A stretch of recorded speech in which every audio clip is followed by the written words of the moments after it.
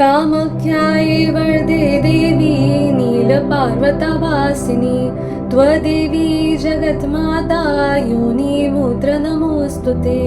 कामाख्या देवी temple जो गुवाहाटी आसाम में स्थित है वो one of the most powerful शक्तिपीठों में से एक है। कामाख्या यानी कामनाओं को पूरी करने वाली। This temple is known for fulfilling wishes. उन्हें माँ कामेश्वरी, माँ कामाक्षी, माँ ललिता, माँ काली ऐसे बहुत से रूपों में भी पूजा जाता है। कामाख्या देवी टेम्पल के पीछे एक स्टोरी है। तो माँ सती शिव जी को पसंद करती थी, उनसे शादी करना चाहती थी, पर उनके पिताजी प्रजापति दक्ष को यह एक्सेप्टेड नहीं था। इस सब के बावजूद माँ ने शिव जी से शादी कर ली। ये देखकर प्रजापति दक्ष को बहुत गुस्सा आया। एक बार उन्होंने बहुत बड़ा हवन रखा जिसमें सभी को निमंत्रण दिया, इनवाइट किया, बट शिव जी को इनवाइट नहीं किया। ये सुनकर माँ को बहुत गुस्सा आया। गुस्से में वो उनके किंगडम पहुंची।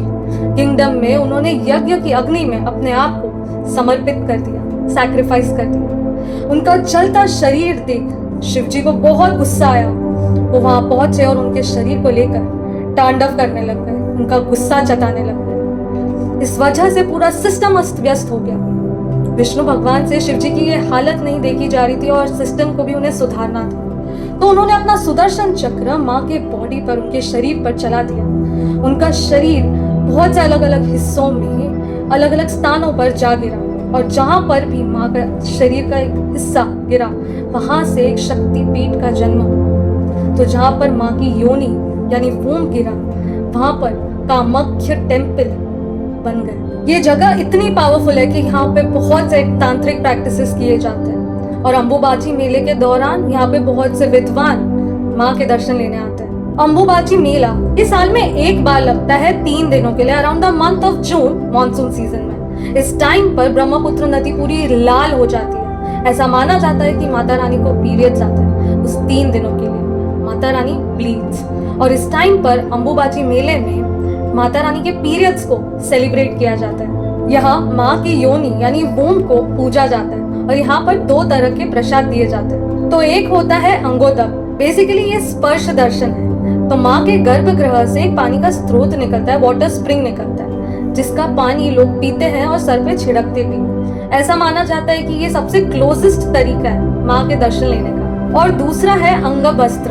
बेसिकली 3 दिनों के लिए माता को कवर कर दिया जाता है उनके पीरियड्स के दौरान और 3 दिनों के बाद वो कपड़ा रेड हो जाता है। चौथे दिन उस कपड़े को कट करके प्रसाद स्वरूप सभी भक्तों में बांट दिया जाता है। ऐसा माना जाता है कि उस कपड़े को घर में रखने से, उसकी पूजा करने से माता की प्रेजेंस और ब्लेसिंग्स हमेशा आपके घर पे बनी रहेगी। I would like to end this video on one note कि अगर माँ के पीरियड्स को सेलिब्रेट किया जाता है और माँ के ब्लड को प्रसाद स्वरूप देखा जाता है तो क्यों हमारे पीरियड्स को इम्प्योर माना जाता है? क्यों हमें इतने सारे रिस्ट्रिक्शंस और इल प्रैक्टिसेस में बांध दिया जाता है? हमारी कंट्री जो कभी पीरियड्स के बारे में बात करने से संकोच नहीं करती थी, हमारे टेम्पल्स, हमारे फेस्टिवल्स जो कभी भी पीरियड्स के बारे में लिखने से कभी संकोच नहीं करते थे, तो अचानक पीरियड्स एक टैबू कैसे बन गया? ये माइंडसेट कैसे शिफ्ट हुआ?